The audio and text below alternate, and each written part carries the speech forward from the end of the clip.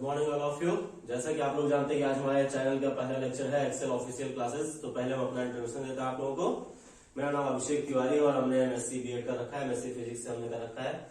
लेकिन हम आप लोगों को यहाँ पे फिजिक्स और मैथ्स दोनों सब्जेक्ट पढ़ाने वाले हैं, जहाँ पे बहुत ही इंपॉर्टेंट फॉर्मूलेज और आपको फिजिक्स के आंकी प्रश्न एक तरफ से मिलने वाले हैं। और जो हमारा टेलीग्राम चैनल उसको आप ज्वाइन कर सकते हैं, जिसका नाम है एक्सेल कोचिंग क्लासेस नाम से टेलीग्राम चैनल है। और ये YouTube channel Excel official classes नाम से। ये क्लास 10 के लिए चलाई जा रही है, क्लास 9 और 10 के लिए। ये महा मैराथन क्लास आपको देखने को मिलेगी यहाँ पे। तो चलिए शुरू करते हैं। आज हमारा टॉपिक क्या है? प्रकाश का परावर्तन।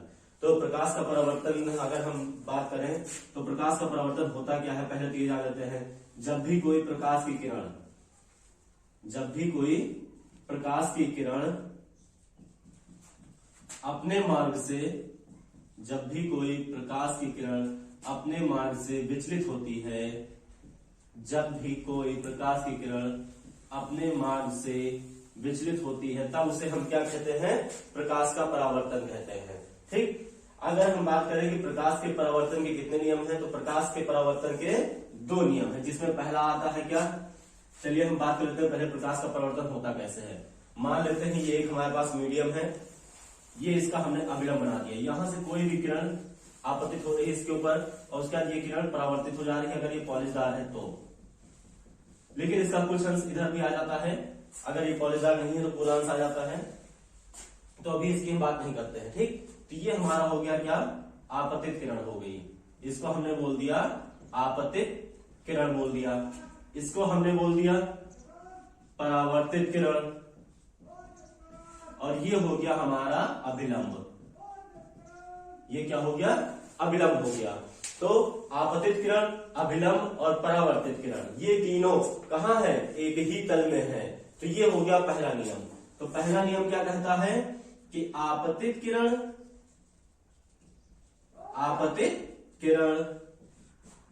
और परावर्तित किरण, आपतित किरण, परावर्तित किरण और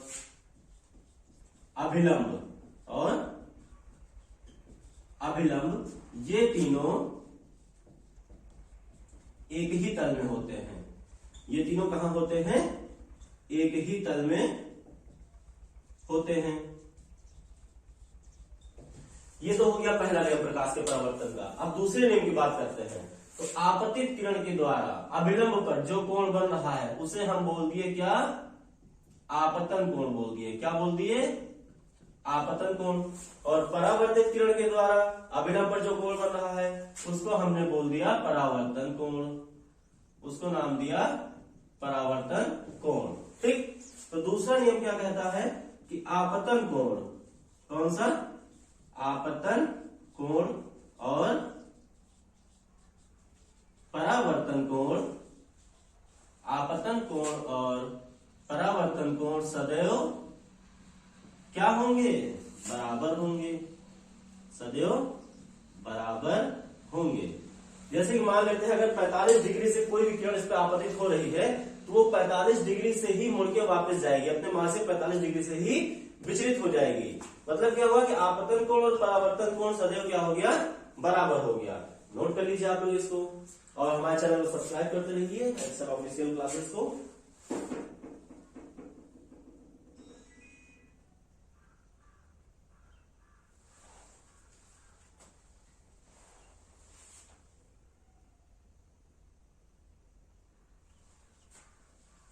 अगला टॉपिक जो इसमें है उससे हम बात करेंगे प्रतिबिंब। अगले टॉपिक का नाम है प्रतिबिंब। प्रतिबिंब हमारे हिसाब से सब लोग जानते होंगे, लेकिन जब हम यहाँ 0 से शुरुआत कर रहे हैं तो देखते हैं क्या होता है प्रतिबिंब।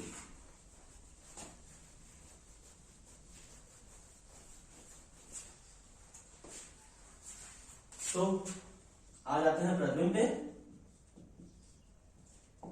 तो प्रतिबिंब क्या होता है देखते हैं। जब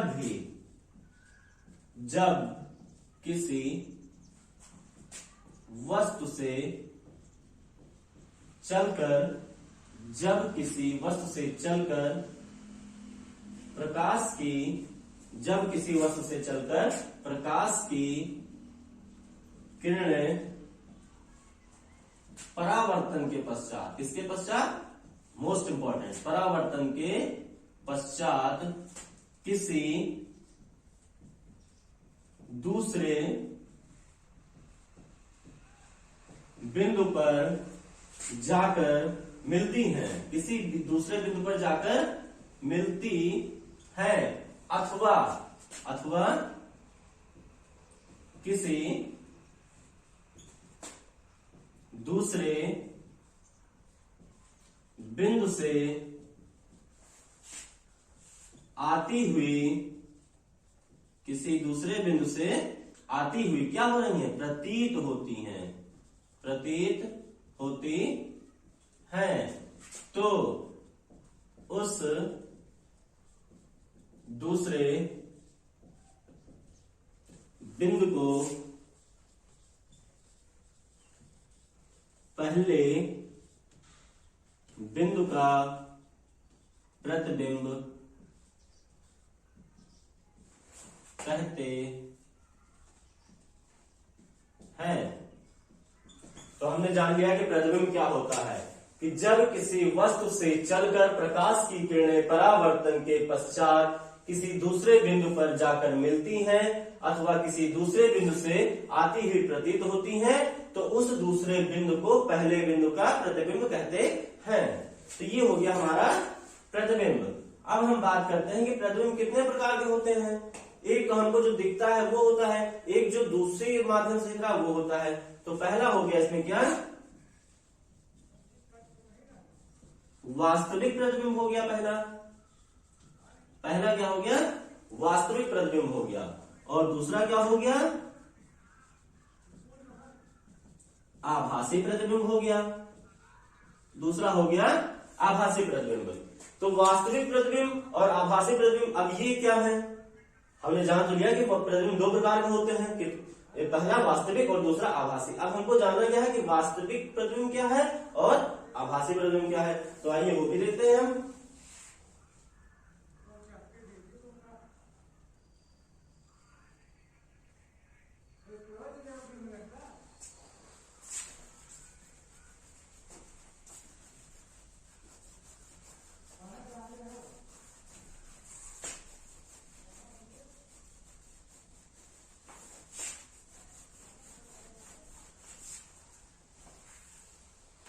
तो पहला बात किया हमने किसकी, वास्तविक प्रतिबिंब। तो वास्तविक प्रतिबिंब क्या है, जब भी, वास्तविक प्रतिबिंब क्या है कि जब भी किसी बिंदु से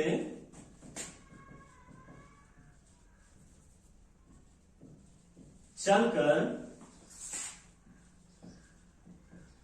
प्रकाश की किरणें वास्तव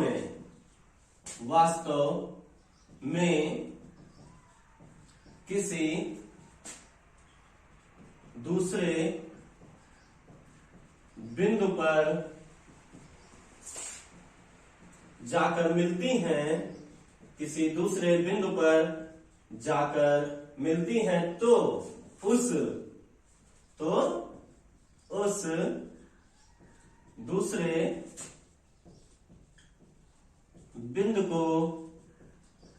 को पहले बिंदु का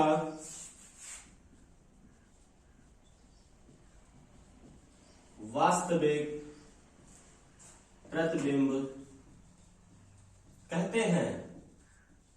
तो हमने जाना क्या कि जब भी किसी बिंदु वस्तु से चलकर प्रकाश की किरणें वास्तव में किसी दूसरे बिंदु पर जाकर मिलती हैं, तो उस दूसरे बिंदु को पहले बिंदु का वास्तविक प्रतिबिंब कहते हैं। ये हो गया वास्तविक प्रतिबिंब। दूसरा बात करते हैं आभासी प्रतिबिंब। ये दोनों बातें प्रतिबिंब की परिभाषा में बता चुके हैं, लेकिन अंतर समझाने के लिए हमको दूसरी बार बताना पड़ेगा। अब आता है आभासी प्रतिबिंब। इसकी बात करेगा तो जब भी किसी बिंदु से चलकर प्रकाश की किरणें किसके पश्चात, ये तो हम आपको बताना ही भूल गए, जब भी किसी बिंदु से चलकर प्रकाश की किरणें परावर्तन के पश्चात, किसके पश्चात, परावर्तन के पश्चात। अब आते हैं आभासी प्रतिबिंब। जब भी किसी बिंदु से चलकर प्रकाश की किरणें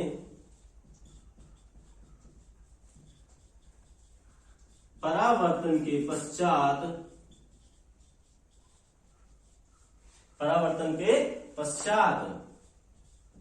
किसी दूसरे बिंदु से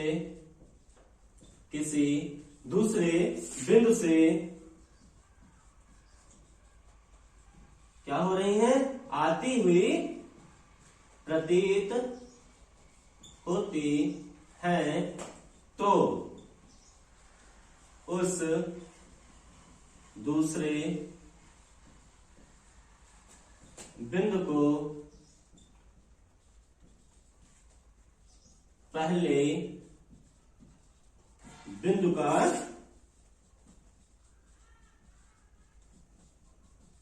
आभासी प्रतिबिंब कहते हैं। तो ये हो गया आभासी प्रतिबिंब। क्या?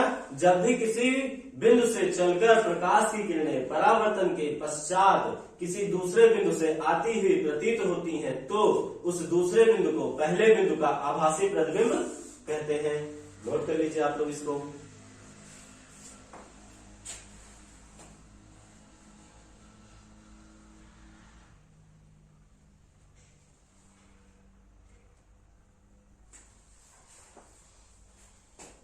अब अगर इन दोनों में मेन अंतर हम जानना चाहें तो क्या होते हैं कि वास्तविक प्रतिबिंब हमेशा क्या होते हैं?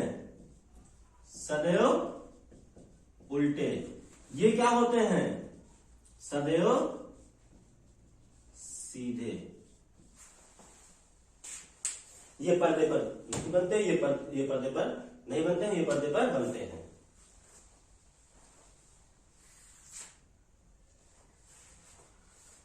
चलिए आगे आ जाते हैं गोलीय दर्पण तरफ।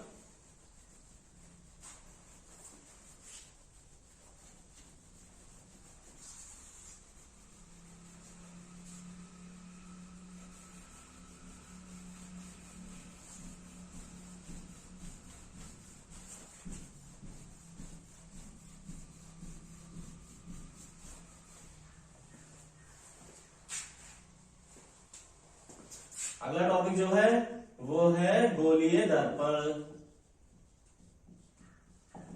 गोलीय दर्पण जैसा कि सब लोग जानते हैं, गोलीय है तो गोल होगा, लेकिन गोलीय दर्पण भी दो प्रकार के होते हैं, जिसमें पहला आता है अवतल दर्पण। पहला क्या आता है? अवतल दर्पण, जिसको हम इस तरह से देखने को मिलेगा, इसको हमें इस तरह से देखने को मिलेगा। इसकी अगर परिभाषा हम देखें तो अवतल दर्पण वह दर्पण है, अवतल दर्पण वह दर्पण है जिसमें परावर्तन कहां से होता है? दबे हुए तल से। देखो दोनों तरफ से दबे हुए हैं ना, तभी तो परावर्तन होगा दबे हुए तल से। जिसमें परावर्तन दबे हुए तल से होता है। अब दूसरी अगर बात करें तो दूसरा आता है हमारा क्या? उत्तल दर्पण। दूसरा है उत्तल दर्पण। ये कैसा होता है? इस तरह होता है। तो उत्तल दर्पण क्या है? उत्तल दर्पण वह दर्पण है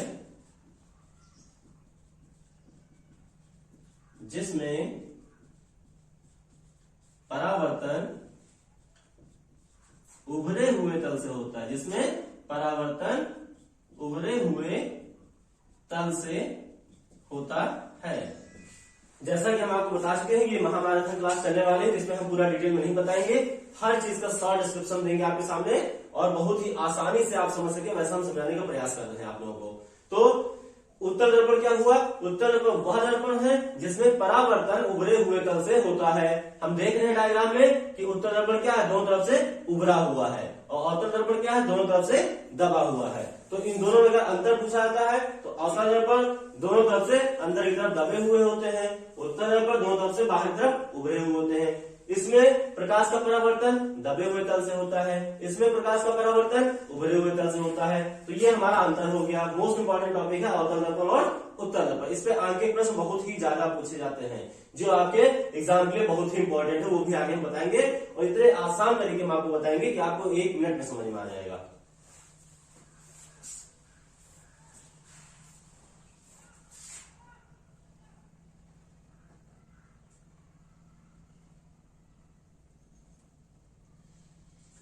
अब दर्पण के कुछ मुख्य भाग हैं, उसको देख लेते हैं।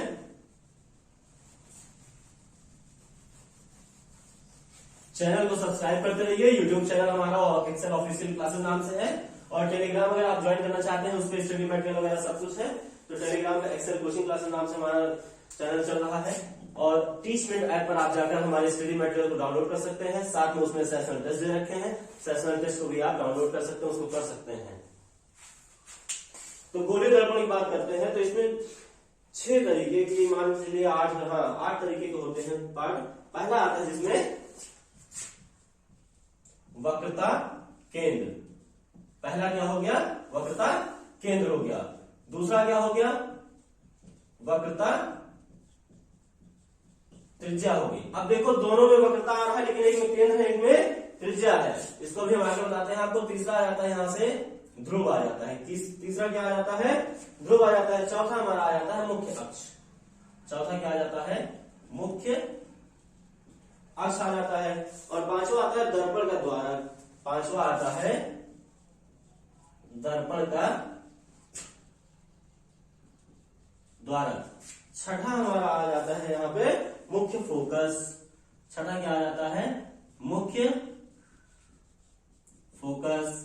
सातवां आ जाता है हमारा यहाँ पे फोकस दूरी। और आठवां क्या आ जाता है हमारा यहाँ पे? फोकस तल। आठवां आ जाता है फोकस तल। तो ये 8 चीजें हैं जो दर्पण में हमको बहुत ही जरूरी होती है पता होना। पहला है वक्रता केंद्र, दूसरा वक्रता त्रिज्या, तीसरा ध्रुव, चौथा मुख्य अक्ष, पांचवा दर्पण का द्वारक हो गया, छठा मुख्य फोकस हो गया, सातवां फोकस दूरी हो गई और आठवां क्या आता है? फोकस तल। नोट कर लीजिए आप लोग इसको।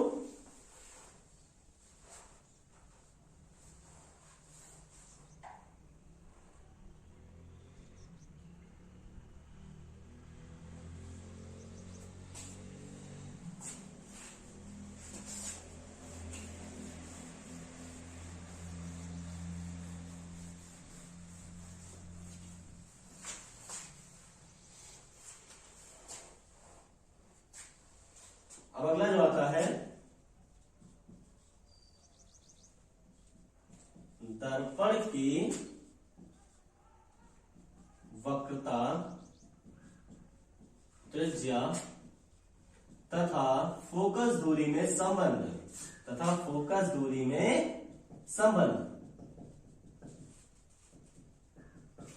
तो दर्पण की वक्रता त्रिज्या और फोकस दूरी में क्या संबंध होता है? तो हम बताना चाहेंगे आपको कि वक्रता त्रिज्या जब छोटी होती है तो फोकस दूरी उसकी क्या होती है? दुगनी होती है। नोट कर लेते हैं। F बराबर क्या होता है? R/2। F बराबर क्या होता है? R/2। जहां पर F क्या है? फोकस दूरी है। R क्या है? वक्रता त्रिज्या है। अगर हम इसको डेफिनेशन से परिभाषित करना चाहते हैं तो क्या हो जाएगा कि जब दर्पण का द्वारक वक्रता त्रिज्या का आधा होता है, जब दर्पण का द्वारक वक्रता त्रिज्या से छोटा होता है तो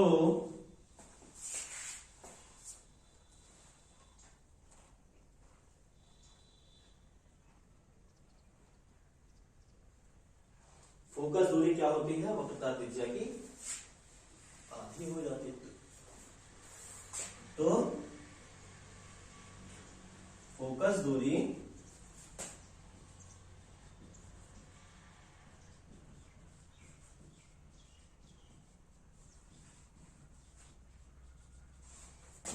दिख जाएगी, क्या हो जाएगी, आधी हो जाती है। ये हो गया, ठीक। अब इसको आप नोट कर लीजिए, फिर आगे बताते हैं।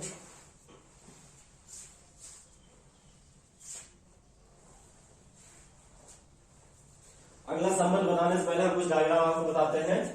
तो आप देखिए, बहुत ही इंपॉर्टेंट टॉपिक अब डिस्कस होने जा रहा है यहां से, जिस पर आंकिक प्रश्न बहुत ही ज्यादा पूछे जाते हैं।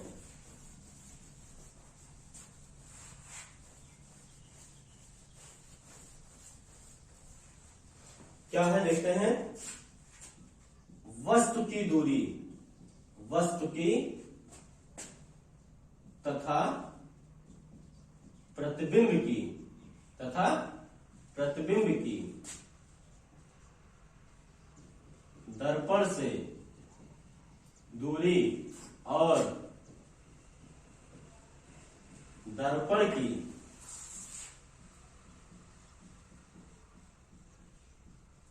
फोकस दूरी में संबंध, दर्पण की फोकस दूरी में संबंध। तो इसके लिए आपको डायग्राम बना के मैं समझाता हूं। मान लेते हैं ये एक हमने उत्तल दर्पण ले लिया। क्या ले लिया, उत्तल दर्पण ले लिया। ये इसकी सेंटर लाइन हो गई, ठीक। ये इसका ध्रुव हो गया, ये इसका क्या हो गया, ध्रुव हो गया। यहां पर कोई एक वस्तु रखी हुई है, यहां पर कोई एक वस्तु रखी हुई है। मान लेते हैं एक मोमबत्ती रखी हुई है या पेन रखी हुई है। जब इससे प्रकाश की किरणें निकल रही हैं, इससे प्रकाश की किरणें निकल रही हैं, तो इसके केंद्र से टकराकर ये कहां चली जाएंगी, नीचे की तरफ मुड़ जाती हैं। लेकिन इसके ध्रुव से जाने वाली प्रकाश की किरणें क्या करेंगी, सीधे ही निकल जाएंगी। इसके ध्रुव से जाने वाली प्रकाश की किरणें सीधे निकल जा रही हैं। तो इस वस्तु का प्रतिबिंब कहां बन रहा है, यहां बन रहा है। तो हमने आपको वास्तविक प्रतिबिंब में क्या पढ़ाया था कि जब कोई वस्तु से प्रकाश की किरणें निकलकर परावर्तन के पश्चात किसी दूसरे बिंदु पर जाकर मिलती है, तो उस दूसरे बिंदु को पहले बिंदु का वास्तविक प्रतिबिंब कहते हैं। उस दूसरे बिंदु को पहले बिंदु का वास्तविक, और यह सदैव उल्टा बनता है। यह सदैव क्या बनता है, देखो उल्टा बना है ना, तो ये सदैव क्या बना, उल्टा बनता है। अब दर्पण से वस्तु की, ये क्या हो गई, वस्तु हो गई।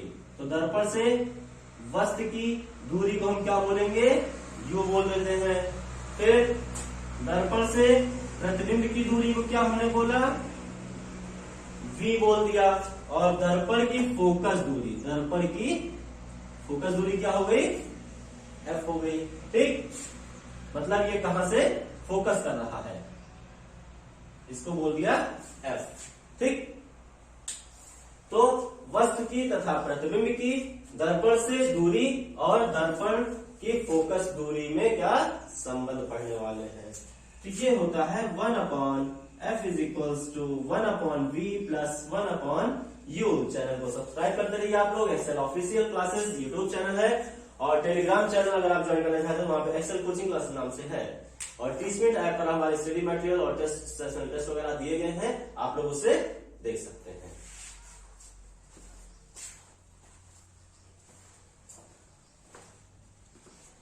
डायग्राम अच्छे से आप लोग समझिएगा, बहुत ही मोस्ट इंपॉर्टेंट टॉपिक चल रहा है आपके सामने यहाँ पर।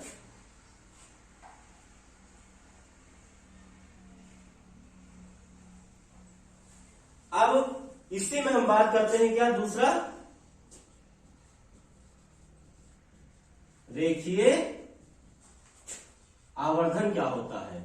रेखीय आवर्धन क्या होता है, तो वस्तु की लंबाई, वस्तु की लंबाई और प्रतिबिंब की लंबाई के अनुपात को ही रेखीय आवर्धन कहते हैं। तो हम परिभाषा कैसे लिखेंगे कि वस्तु की लंबाई, वस्तु की लंबाई और प्रतिबिंब की लंबाई, वस्तु की लंबाई और प्रतिबिंब की लंबाई के अनुपात को रेखीय आवर्धन कहते हैं।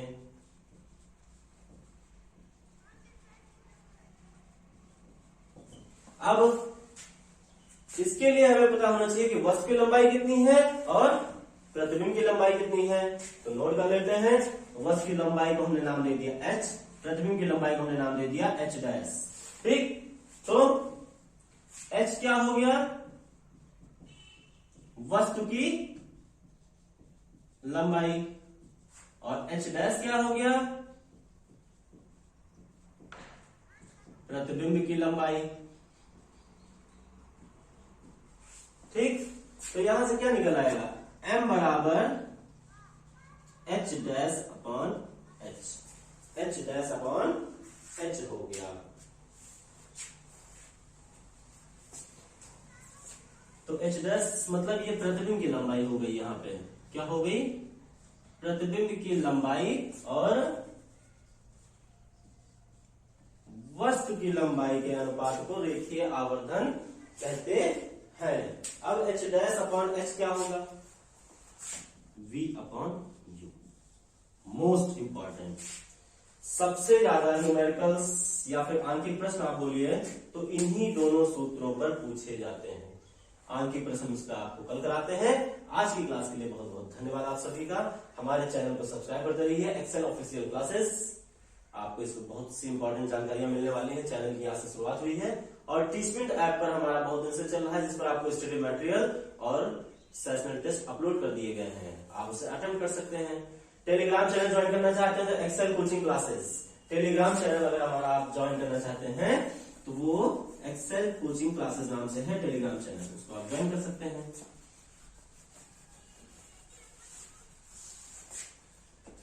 ये हमारा टेलीग्राम चैनल है।